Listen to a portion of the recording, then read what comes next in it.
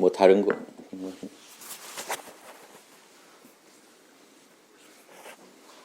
불교도 뭐 파면 끝도 없는데 핵심만 잘 아시는 게 일단은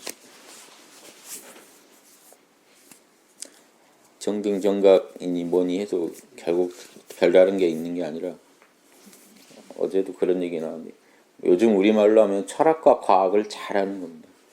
정확히 꿰뚫는 거예요. 철학을 아는 거를 우린 지금 철학 그러면 철학과에서 배우는 철학을 생각하니까 철학도 우리가 그냥 이성으로 그냥 하는 건데 철학도 하나의 불교 같은 원래 종교예요. 종교로 볼 수도 있어요. 그러니까 불교와 같은 한 종단이라고요.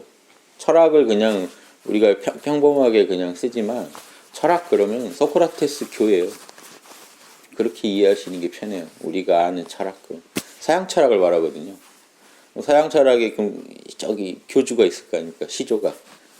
우리가 아는 종교의 형태로 한번 이렇게 나눠서 보면 그 힐랍 철학 우리가 그냥 보편적인 철학이라고 생각하시는데 그게 우리가 생각하는 거랑 틀려요. 철학과 가보시면은 철학이라는 거는 서양 철학이 주고요.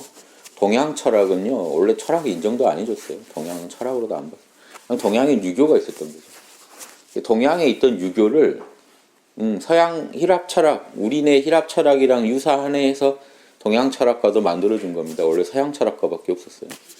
그래서 지금 철학과 가보시면 동양 철학 교수님이 다른 건 없어요. 어느 철학과 가도. 서양 철학 교수님은요, 분과마다 교수님 한 분씩 계시면 동양 철학은 많이 뽑아야 유교 한 명, 불교 한 명, 도교 한 명, 3명.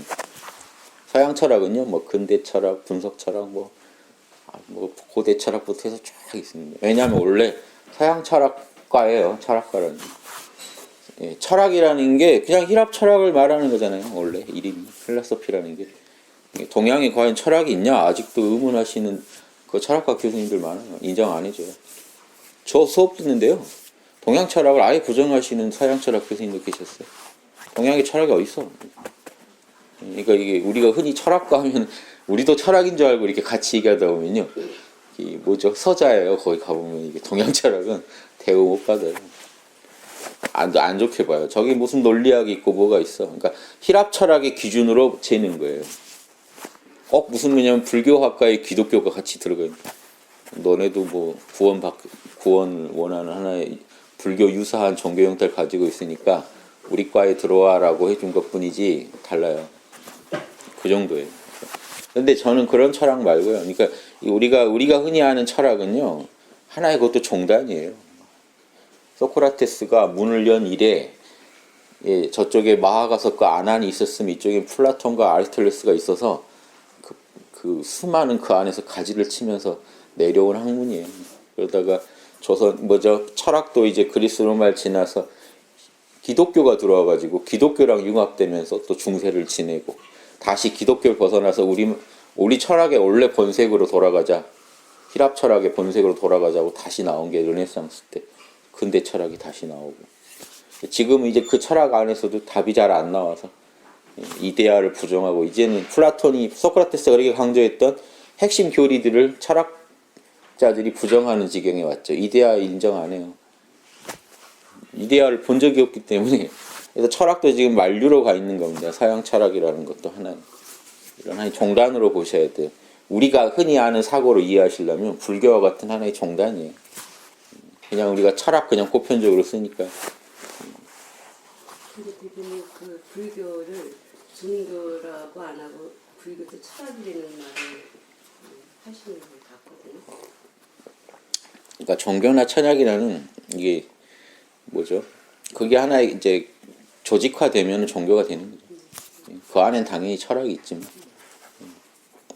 그래서 그런 면에서 유교나 힐랍 철학은 좀 더 종교성이 얕죠. 불교나 기독교 종교성이 강하고. 하지만 이제 제가 지금 말씀드린 종교는 그런 의미가 아니라 하나의 종단으로 봐달라는 거예요. 구분을 이렇게 해서 봐야지 이해가 되지. 소크라테스가 준 영감으로 발생한 이 하나의 사상, 저 흐름이에요.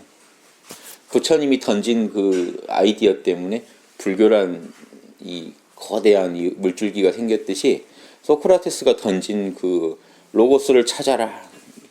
인간의 본질을 찾아라, 선을 찾아라는 이 그 울림에 그 울려서 나온 그 거대한 흐름이 철학이라는 거죠.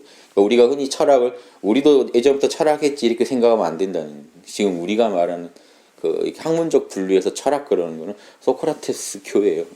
이해하기 쉽게 제가 정교로 나눠보면 이해하기가 쉽잖아요. 우리는 유교는 공자교라면 저쪽은 소크라테스 교인 거예요. 그래서 두 종단이 철학이라는 이름을 지금 이제 같이 쓰고 있는 이런 학문은 정교성이 얕은 이런, 그러면서도 우주의 본질을 탐구하는 이런 거 이제 철학이라고 부르죠.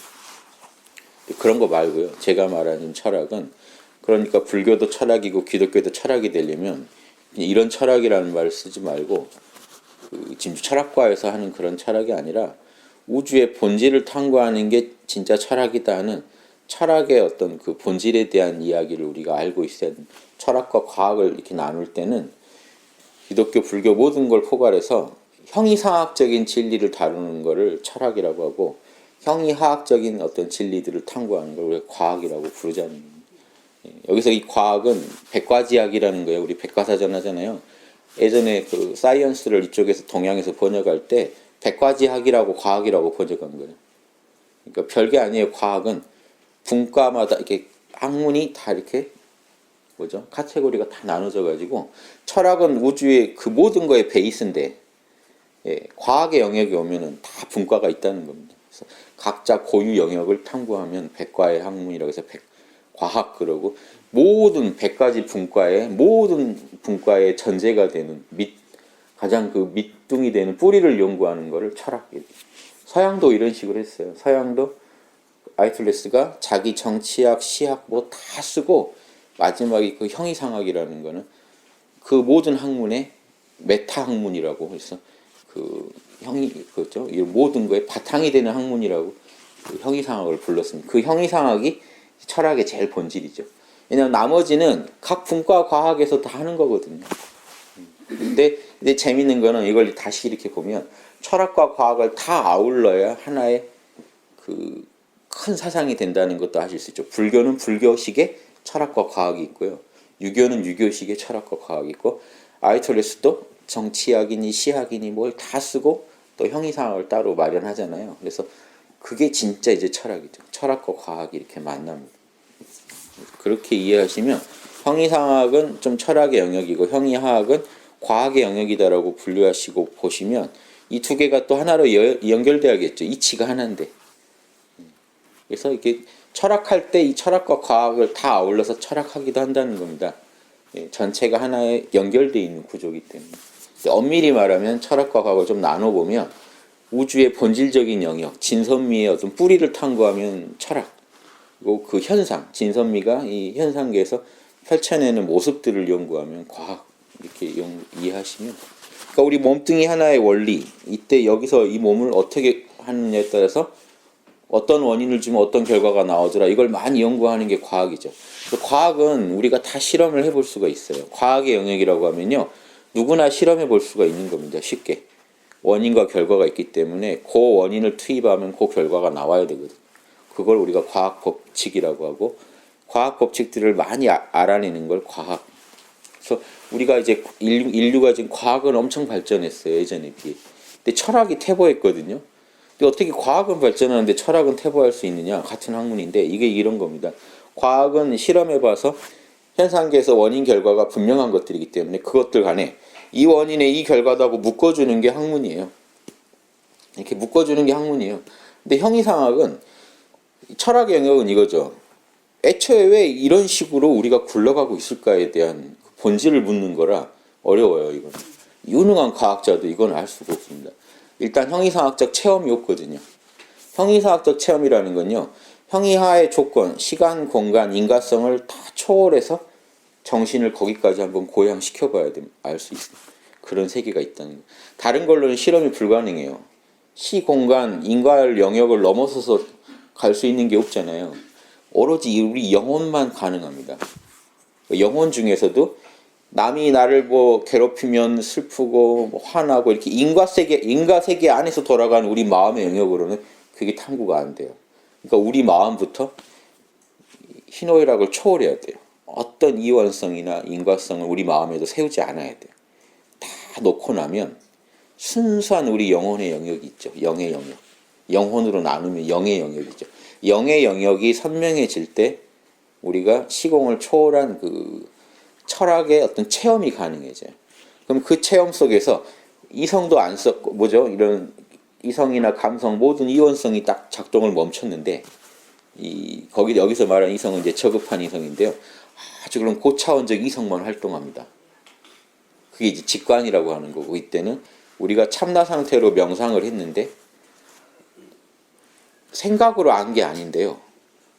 머리가 밝아져 있고 뭔가 이렇게 강렬하게 그 진리와 하나 되면서 우리가 뭔가 아는 게 있어요. 그런 걸 우리가 무분별지라고 그래요. 철학적 지혜는요. 원래 무분별지. 따지지 않았는데 내가 그냥 그대로 내가 신이 됨으로써 그냥 아는 게 있어요. 그 영역이 있고 형이 하의 세계로 내려와서 인과의 세계 안에서 이제 생각을 잘 정리함으로써 하나씩 조리 있게 정리가 되는 이해가 되는 그 영역의 지혜가 있어요. 이건 분별지. 철학적 지혜는 원래 같이 쓰지만 이제 한번 나눠보자면 철학에서 아주 본질적으로 중요한 지혜는 무분별지죠. 얼마나 우주의 본질을 내가 실감나게 아느냐 하기 때문에 뭐 이 과학의 세계에서 중요한 거는 분별지입니다. 조목조목 원인 결과를 정확히 따져주기만 하면 되거든요. 그래서 이 과학은 누구나 할 수가 있어요. 과학은요 그냥 인간이면 누구나 할 수가 있어요. 그 추리로 알아내는 거기 때문에 논리학만 배우면 돼요. 논리학도 뭐 어려운 게 아니잖아요. 3단 논법만 알면 그리고 우리가 실험해 보기만 하면 누구나 따라갈 수가 있고 알 수가 있는데 이 철학적 지혜는 소크라테스 한 말을 우리가 들어도 그게 저게 진리인지 아닌지 실험해 볼 수 없는 영역이 많다고. 인간은 선을 해야 된다. 막연하죠. 내가 그걸 현실에서 선을 해야 된다는 걸 체험한다는 게 너무 어렵거든요. 다른 건 아니지만 해도 뭔가 미진한 게 남아요. 형이 하의 세계에서 아무리 내가 실험을 해본다고. 거의 명상을 해서 진짜 우주가 그렇게 생겨먹었는지는 신이 그렇게 생겨먹었는지는 나도 신이 돼봐야 하는 거잖아요. 그러니까 이 체험의 영역이 형이 하에서 체험할 수 없는 걸 체험해야만 아는 부분이 있기 때문에 이 철학은요. 과학이 아무리 발전해도 철학이 발전한다는 보장이 없어요. 그런데 한 문명이 과학은 발전하는데 철학은 퇴보하면요. 문명은 심각한 위기를 맞습니다. 철학이 결국 진선미를 가르쳐주는 건데 진리와 올바름, 진정한 아름다움을 모르면서 과학만 이렇게 발전해버리면 그 문명을 가지고 뭘 하겠습니까? 좋은 일을 안 하겠죠. 서로 괴롭히는 데 쓰고 소수가 그 뭐 어떤 더 많은 부귀를 얻으려다가 전체가 무너지는 일이 생길 수밖에 없다는. 그러니까 지금 우리가 해야 될 일은요. 과학 발전을 상응하는 철학적 발전을 이루어야 되는데 발전이 안 되고 있다는 간단한 그 증거가 소크라테스, 지금 우리가 아는 철학 최고의 철학자들이죠. 소크라테스, 공자님, 부처님, 예수님의 그 말을 실감나게 이해할 수가 없어요. 과학자들이 한 말은 그 사람들의 논리를 따라가다 보면 이해가 되는데 그 실험 결과를 보면 아는데 실험에서 입자가속기 이번에 돌려서 뭐가 실험됐다. 그러면 우리가 실험 안 해봤지만 안 하는 거죠. 그게 됐구나. 그럼 그게 있구나 하면 되는 건데 이 영적인 얘기는 그렇게 해서 할 수가 없어요. 확인이 안 돼요. 뭐죠? 물질적으로 뭐가 확인이 되는 아닌 영역이 너무 많아요. 다 안 된다는 게 아니라 저 본질적인 영역이 있어요. 확인할 수 없는 현상계에서는. 그 부분 때문에 우리가 아무리 머리가 좋은 천재도 과학자는 되는데 철학자는 되기가 힘듭니다. 우리가 아는 스티븐 호킹도 과학자로는 훌륭한데 입 열면 뭔 얘기합니까? 신은 없다. 우주에는 물리법칙만 있지 도덕법칙은 없다. 이런 말을 막 날립니다. 그럼 이게 그 스티븐 호킹을 지금 뭐 비난하겠다는 게 아니라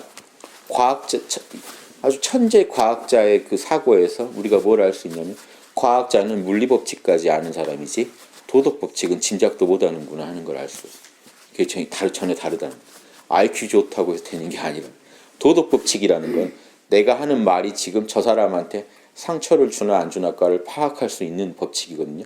이게 물리법칙 이상으로 엄정하게 있거든요.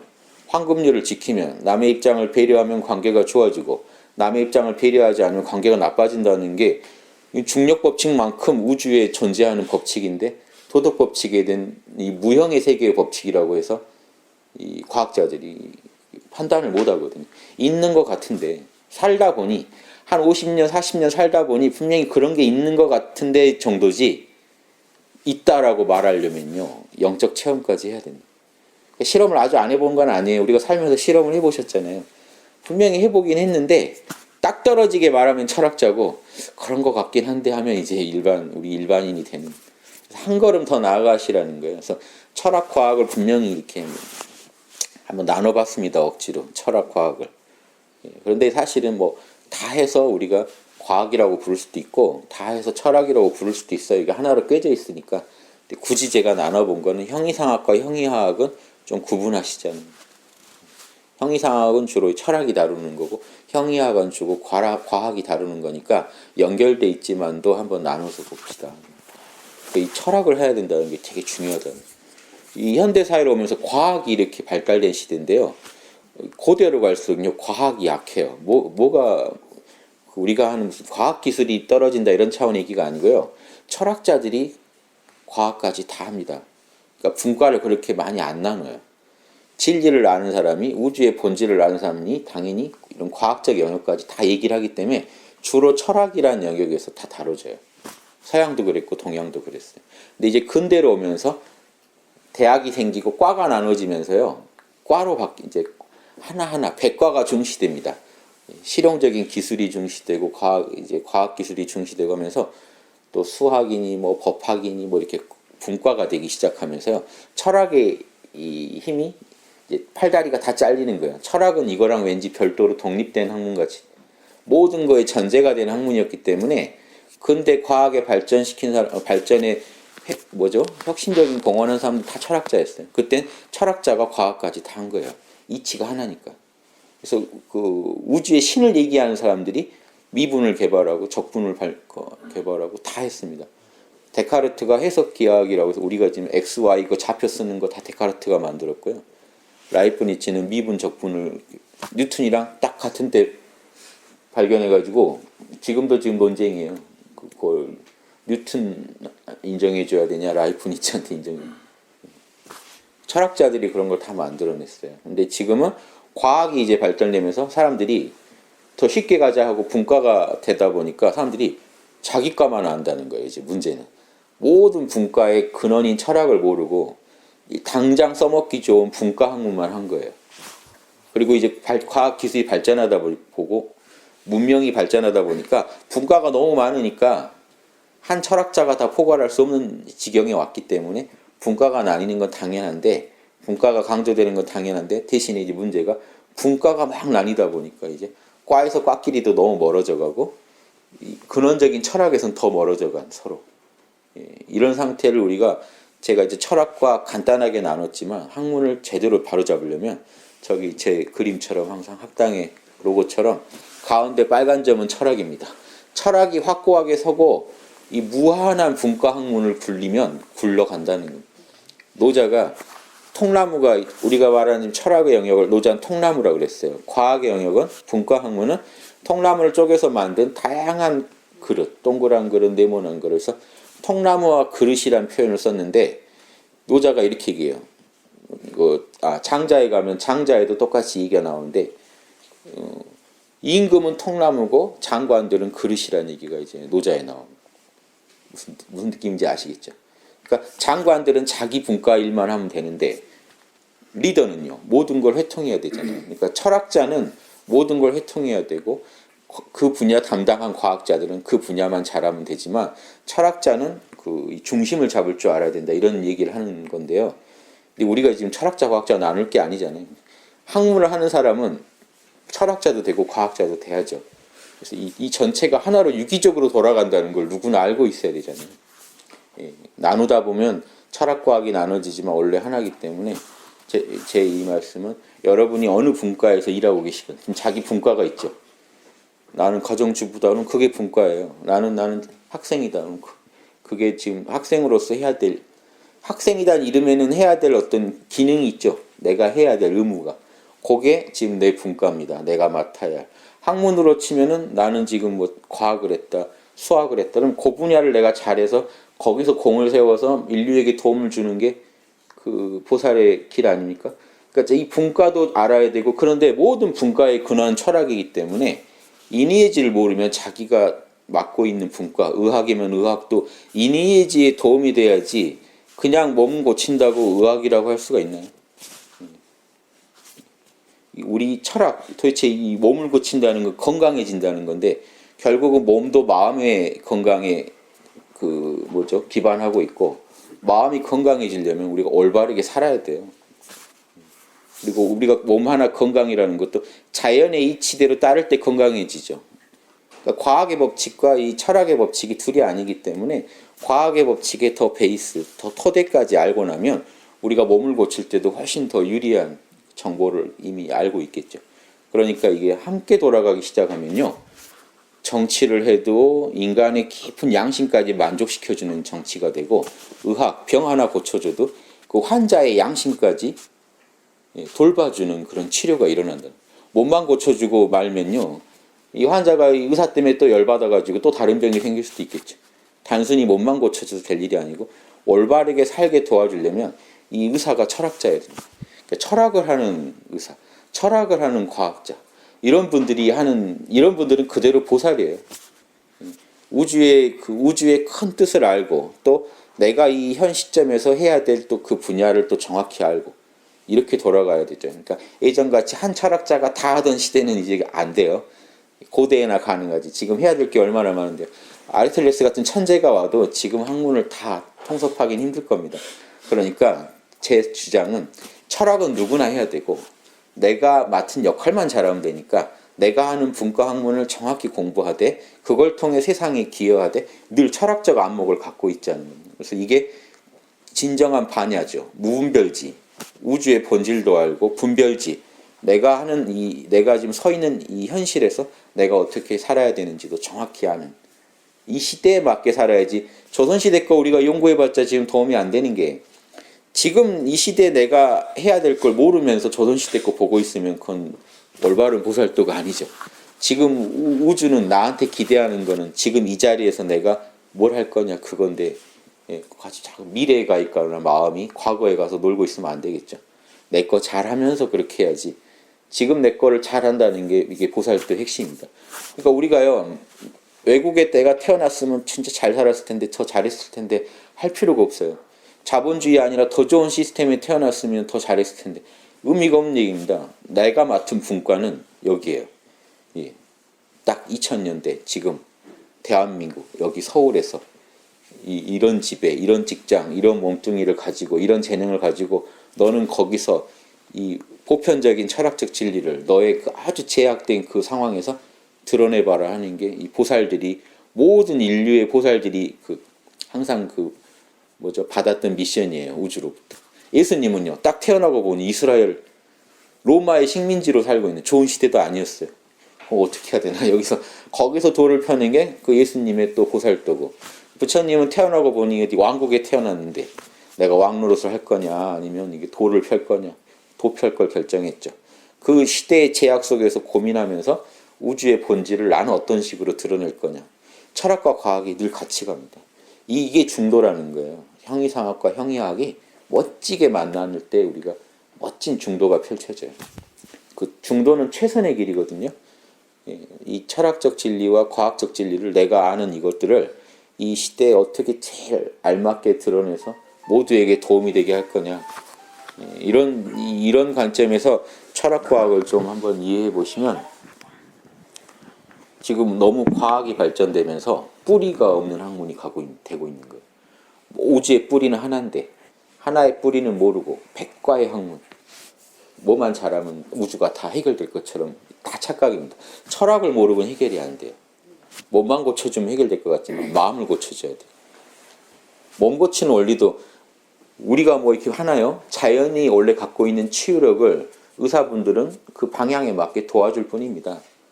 살이 찢어졌다, 꼬매졌다. 꼬매줄 수 있는 게 할 일이죠. 근데 이거 살을 실제 붙이는 거는 우주가 붙이는 거지 내가 붙이는 게 아니에요. 인간이 할 수 있는 일이 아니에요. 그러니까 우주 법칙을 잘 알고 거기에 맞는 원인만 제공해주면 우주가 결과를 만들어줘요. 물질 세계 하나도 그런데 더 미묘한 마음의 세계를 알면요. 육바라밀만 하면 잘 된다는 게 이겁니다. 육바라밀에 맞게 원인만 지어놓으면요. 우주가 알아서 좋은 결과를 만들어줘요. 이 공식을 아는 과학자, 그러니까 영적인 과학자를 철학자라고 하는 겁니다. 물질적인 철학자를 과학자라고 하는 거고, 이게 원래 하나예요. 같은 공식인데 써먹기 나름인데, 과학은 우리가 알아내기가 너무 쉽고 써먹기도 쉬운데 보이지 않는 세계는 참 어렵다는 거예요.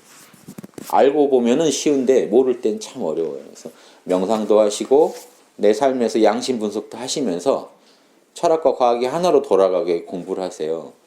양심은, 철학과 과학을 이렇게 다시 설명드릴게요. 양심이 철학의 본질이죠. 양심이 어떻게 생겨먹었는지가. 그리고 그 양심이 내 삶을 어떻게 끌고 가는지가 과학의 아주 본질입니다. 현상세계에서 내가 선을 하면 어떻게 되고 악을 하면 어떻게 되는지를 과학자적인 안목으로 연구해 보세요. 현실에서 어떻게 돌아가는지. 그리고 내 양심이 어떻게 생겼는지 늘 명상을 통해서 또 직관해 보세요. 이 두 개가 만나면 여러분요 무섭습니다.